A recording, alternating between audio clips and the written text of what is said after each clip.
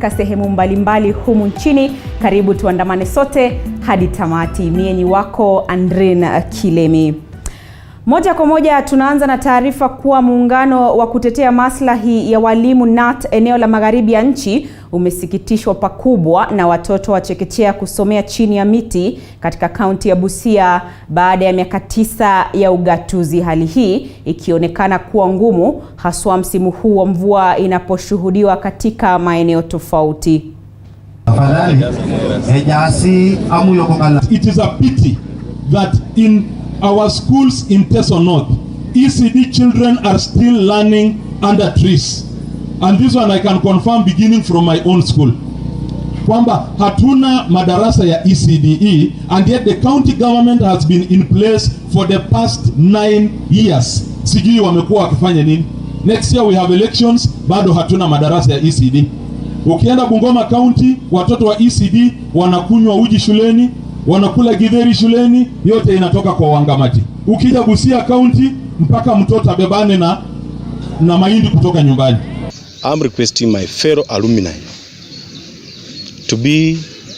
to purpose to help the school. We want to be involved in infrastructure development of this school.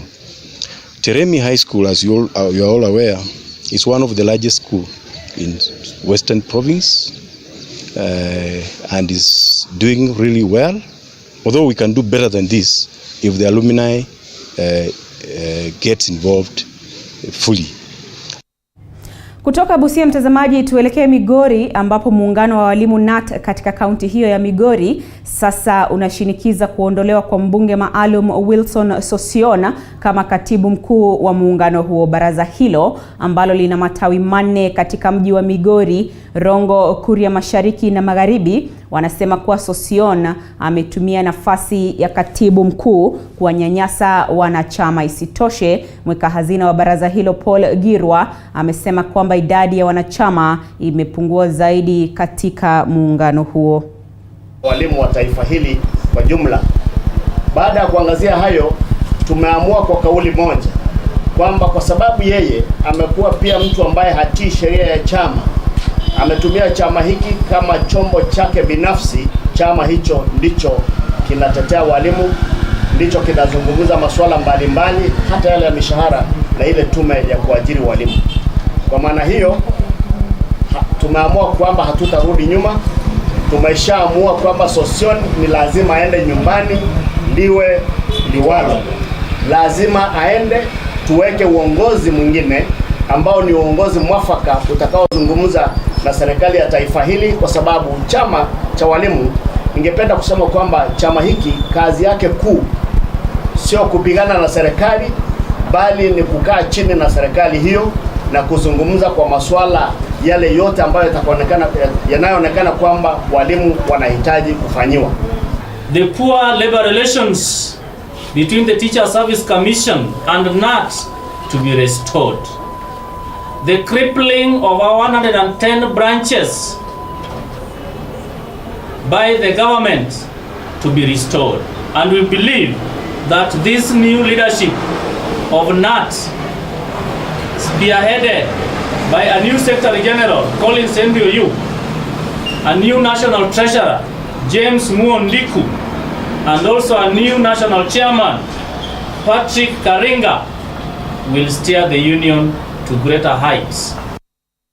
Mtazamaji, washikadau katika sekta ya afya leo wamekongamana hapa jijini Nairobi kueleza mikakati yao, huku Wizara ya Afya ikijipanga kwa ajili ya kuzindua kampeni ya chanjo ya polio siku ya Ijumaa katika kaunti ya Garissa. Kampeni hiyo itakayozinduliwa inalenga kaunti 13 haswa zile zilizoathirika pakubwa na ugonjwa huo. Allow me to just pause and just clap for Kipchumba for those very encouraging words.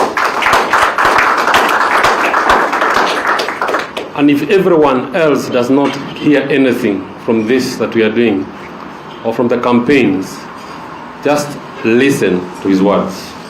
Too encouraging, too moving. And for all parents out there, please heed his words. For all those who may be working against us, heed his words.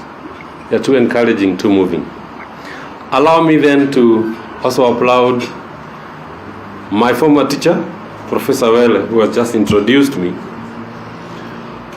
I wish to applaud him before everyone else because I was a bit humbled when I walked into the room and found my former teacher over 30 years ago sitting next to me, and I could not recognize him until I heard the voice.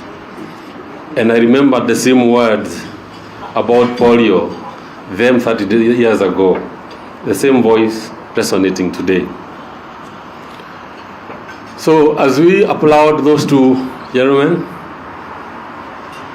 let me also applaud the members of the Ministry of Health, from the Directorate of Public Health, and more so the disease surveillance and epidemic response. Sometimes we fail to recognize a lot of work that is done by that very small department. We are here today because long after we recognized polio as eradicated in the region, we continue doing our surveillance work. And it's not just about polio.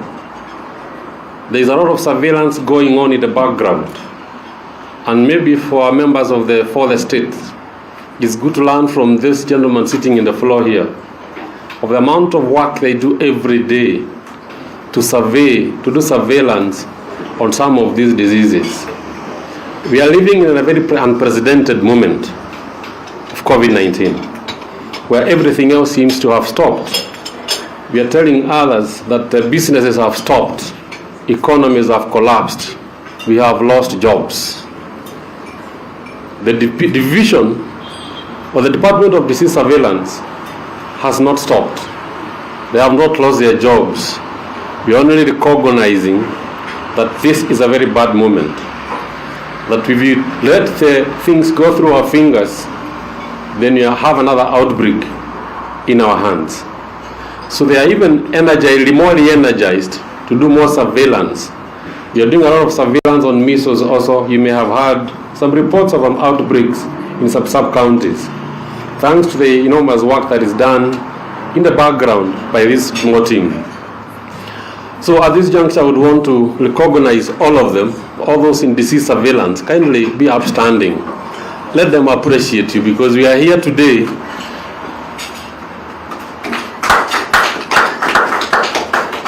because all would have, you may see it, all would have imagined that polio was eradicated, but out of their efforts, we were able to notice these few cases that have been highlighted here before. And that's why we are carrying out this campaign, so that those few cases do not blow out and get us out of proportion and overwhelm us, especially.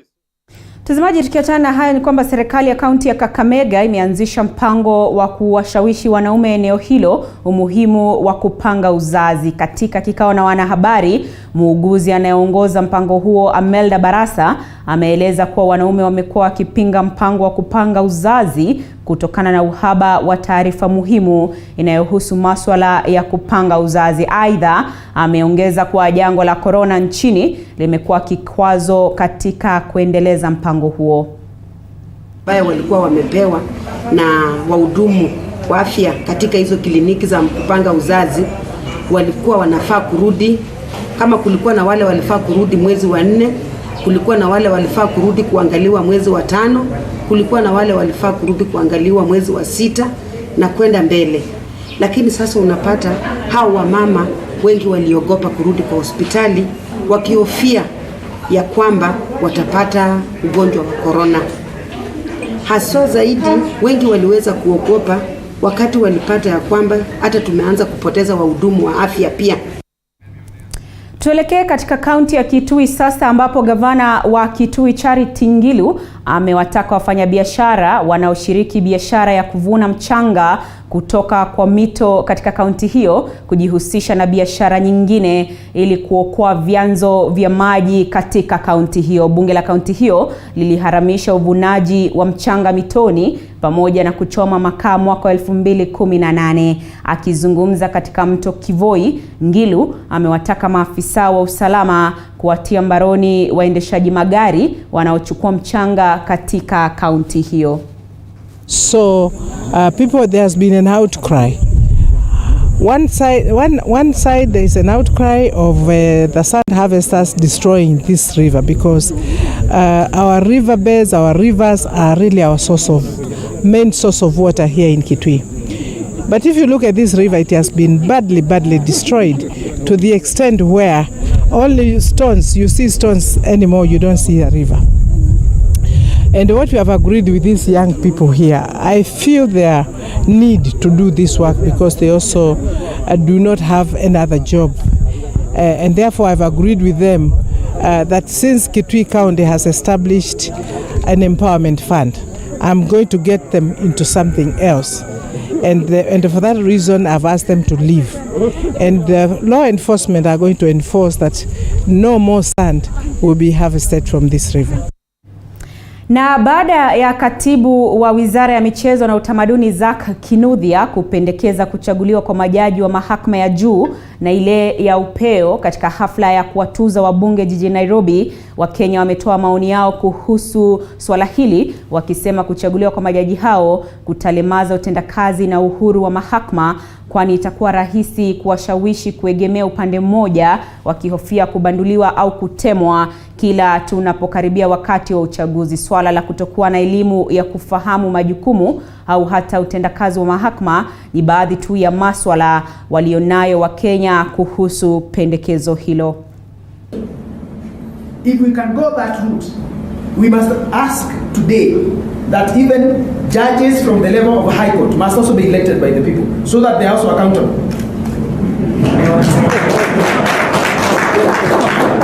We must start having these discussions. I'm not saying we do it tomorrow, but we must start saying, if government is accountable to the people, president is shaking all over the world, presidents shake towards election, because they have to be accountable once again to the people, MPs back to the people. Why can't also we hold judges accountable to the people? They can wake up and make mad decisions. What are you going to do as a country? Judges achaguliwa kulingana na taaluma zake, hivyo anachaguliwa na katiba. Hivyo ndio inatakiwa. Ukichagua na njia ya kuenda kama ballot, watakuwa ni corruption. Kwa hivyo atakuwa akififa wale watu walimchagua, wale walimwambia vizuri, yatakuwa akiwaangalia na fifa hiyo. Naona tu wapoindiwe huko kwa maoni yangu, juu sisi huku kijijini hatujui requirements za judges. Sasa ningependelea kwa maoni yangu, ningesema tu wakuwa wanapoindiwa huko juu au wanawapoint pia wanajua requirements of judges. Now we'll be bringing too much politics into law. So I think that's not a good idea at all. Yeah. Na ingekuwa mzuri mtu akwe anaandikwa kulingana na qualifications, sio voting, kwa sababu kama kawaida yetu wa Kenya vile tunajua, kawaida ya kura inakuanga na mambo mingi ya kuhongwa. Saa nyingine kura zinatokea na unapata ule mtu ameshinda kura, pengine sio yeye, alikuwa amechaguliwa na watu, yeye alipita njia zake tu akakuwa yeye ndiye ameshinda. Na huku jaji mteule Martha Koome akisubiri kuapishwa siku ya leo, hiyo jana Rais Uhuru Kenyatta alidhibitisha kuteuliwa kwake kama jaji mkuu baada ya bunge la kitaifa kupitisha kuteuliwa kwake. Martha Koome akiwa ni mwanamke wa kwanza kuongoza idara ya mahakama, na kama anavyoarifu Paul Kirobi, kibarua chake kigumu ni kurejesha uhusiano kati ya serikali kuu na idara ya mahakama. This House approves the appointment of Honorable Lady Justice Martha Koome as Chief Justice of the Republic of Kenya. Safari ya jaji mkuu Martha Koome imeng'oa nanga baada ya Rais Uhuru Kenyatta kuchapisha kuteuliwa kwake kama jaji mkuu. Koome sasa kimrithi jaji mkuu mstaafu David Maraga. And what is in the report. Martha Koome akiwa mwanamke wa kwanza kuongoza idara ya mahakama nchini ana shughuli nzito, sio tu kujenga uhusiano mwema baina ya serikali ya kitaifa na idara ya mahakama, bali kuwakinga majaji na shutuma ambazo zimekuwa zikitokea kutokea kutoka pande mbalimbali. A lot of the men, when they're standing up to speak, they're trying to say she's just a good leader. Yes, she's an amazing leader. But we cannot stop underlining the fact that she is a woman. And we have to celebrate that, not just for her, but for the many women in this country, the girl child, and the women that aspire to be leaders.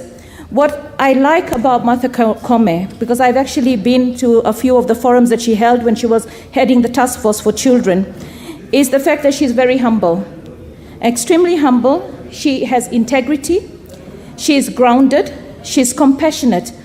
I recall an interview where she said, children have no voices, so I choose to speak for them. Kuteuliwa kwake kunajiri wakati kuna harakati za kufanyia katiba marekebisho. Wanaoshinikiza marekebisho ya katiba sasa wakiwa wameelekea mahakamani kukata rufaa kuhusiana na uamuzi wa mahakama kuu. I want to speak to Lady Justice Matukio Mtambuko and ask her to jealously guard the independence of the judiciary.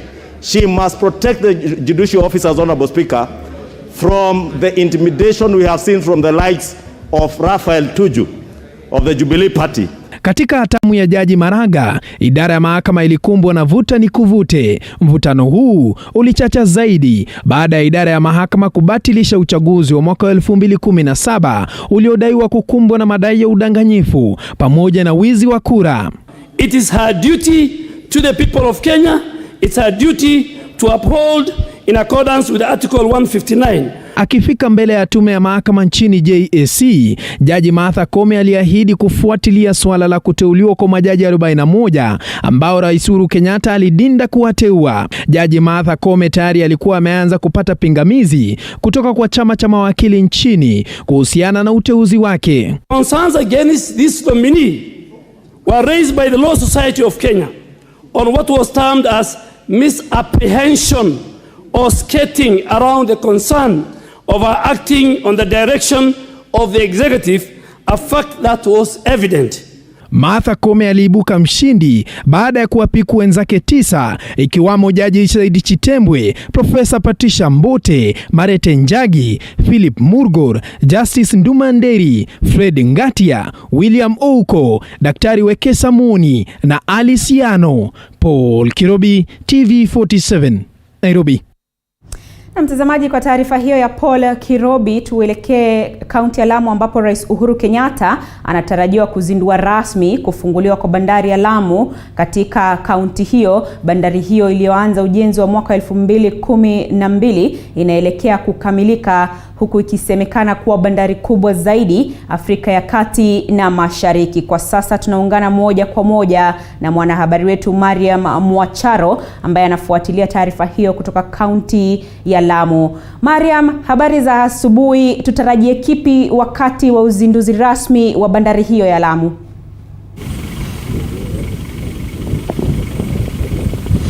Na asante sana mwenzangu Andrin Kilemi kutoka studio zetu za Nairobi. Bila shaka ni kama vile ulivyoweza kusema na kutangulia hapo awali mwanahabari mwenzangu Andrin Kilemi, ni kwamba Rais Uhuru Kenyatta hii leo anatarajiwa kufika katika bandari ya Lamu ambayo inakisiwa na inasemekana kwamba ni bandari kubwa zaidi Afrika Mashariki na Kati, na ni inafuatiliwa na ile ya Mombasa. Bandari hii ya Lamu ni kubwa kuliko ile ya Mombasa. Ukiangalia Andrin Kilemi, nipo katikati ya barabara, na hii barabara ndio ambayo Rais Uhuru Kenyatta hivi sasa tunavyozungumza anaendelea kukagua ujenzi wa barabara hii ambayo inatoka Garsen kuelekea katika bandari ya Lamu. Kama vile ulivyoweza kutangulia hapo awali, hivi sasa rais tangu saa 2 za asubuhi amekuwa katika ukaguzi wa barabara hii. Hapo baadaye ataweza kufika katika bandari ya Lamu kuweza kuenda kuangalia na vile vile kuzindua rasmi operesheni hii leo. Kumbuka kwamba Andrin Kilemi, bandari ya Lamu kwa sasa imekamilika bathi 3 ama maeneo ya maegesho pale ambapo meli zitakuwa zinatia nanga. 3 tayari zimekamilika, huku zikikadiriwa kwamba zote kwa jumla zitakuwa 23, ambayo ni moja zaidi ikilinganishwa na ile bandari ya Mombasa, huku yadi zake tayari 3 zikiwa zimekamilika. Ya kwanza ndio imekamilika kabisa, yadi nyinginezo 3 zikiendelea kujengwa na kukamilika. Inasemekana kwamba bathi za bandari ya Lamu zitakuwa kubwa zaidi kuliko zile za Mombasa kwa mita 100 zaidi, zile za Mombasa zikiwa na mita 300, hizi za Lamu zikiwa na kilomita 400. Kumbuka kwamba bandari ya Lamu, Andren Kilemi, ni katika mradi mzima wa LAPSSET ambao ni katika ruwaza ya mwaka 2030 ambapo ina vipengee 7. Moja kati yapo ni hii barabara tunayosimamia, vile vile mabomba ya kupeleka mafuta na vile vile kuweza kukuza Lamu katika swala zima la utalii, kuweza kufanya Lamu kuwa kitovu cha uvutio na vile vile kuongeza biashara. Mbali na hivyo ni barabara na ujenzi vile vile wa uwanja wa ndege, unyanja nyingi za ndege za kimataifa ambazo zinatarajiwa. Hivyo basi hapo baadaye Rais Uhuru Kenyatta atakapoweza kufika eneo hilo la bandarini baada ya ukaguzi wa barabara hii, tutaweza kuzungumza zaidi nawe Andren Kilemi na kukuletea yale yatakayojiri. Lakini kwa sasa ni manufaa mengi ambayo yataweza kutarajiwa kutokana na mradi huu mzima mbaya kabisa, na maendeleo, biashara, ukuzaji na vile vile pia uvuvi unatarajiwa kukuzika, kwani serikali pia iliweza kutoa ahadi kwamba wavuvi wataweza kupewa vifaa vya kisasa vya kuweza kufanyia swala zima la uvuvi. Basi Andren Kilemi, tupo katika kaunti ya Lamu na tuko ange kuweza kukuletea yale yatakayojiri mida kwa mida, dakika kwa dakika na saa. Kwako Andren Kilemi studioni.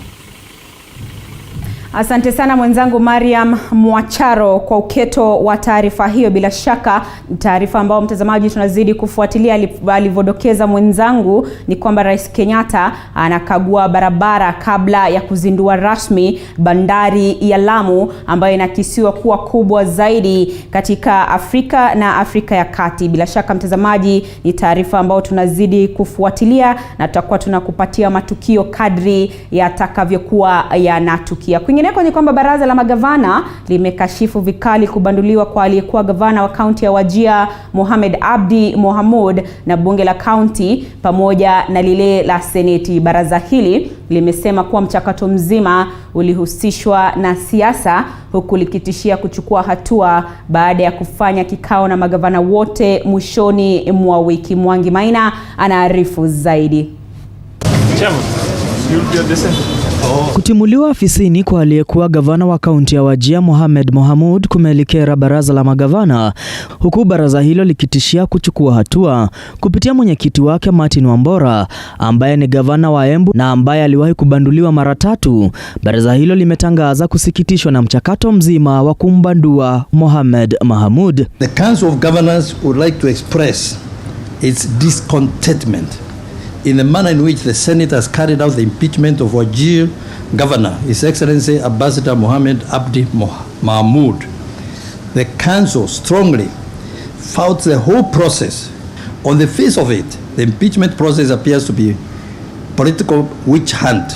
Advisors should not be around to disrupt governance. Magavana wamehoji kuwa kubanduliwa kwa Mohamud ni kinyume cha sheria na utaratibu ufaao haukufuatwa. Aidha, magavana wamehoji kuwa bunge la seneti lilikataa kusikiza ushahidi wa Mohamed haswa kuhusiana na aliyoyafanya kwenye wizara ya afya ya kaunti ya Wajir. Baraza hili pia limekosoa kuapishwa kwa gavana Ahmed Ali Mukhtar, wakisema kuwa hafla hii iliendeshwa kwa kasi mno na utaratibu haukufuatwa. Senate lowering the standard of proof and the threshold of impeachment matters, and thus exposing the counties to political upheavals. Aidha, baraza hili limekosoa bunge la seneti kwa kutokuwa na misimamo thabiti na kuwa na mapendeleo wanapojadili hoja za kumbandua gavana. Wamehoji kuwa gavana wa Kirinyaga Anne Waiguru alikabiliwa na mashtaka kama ya Mohamed ila aliachwa huru. So we really need to consider what threshold, what standards are put in place to impeach a duly elected representative of people from office. Mohamed Mohamud alitimuliwa na maseneta 25 baada ya kamati ya maseneta 11 kupendekeza kutimuliwa kwake baada ya kubanduliwa na bunge la kaunti ya Wajir. Mwangi Maina, TV 47, Nairobi.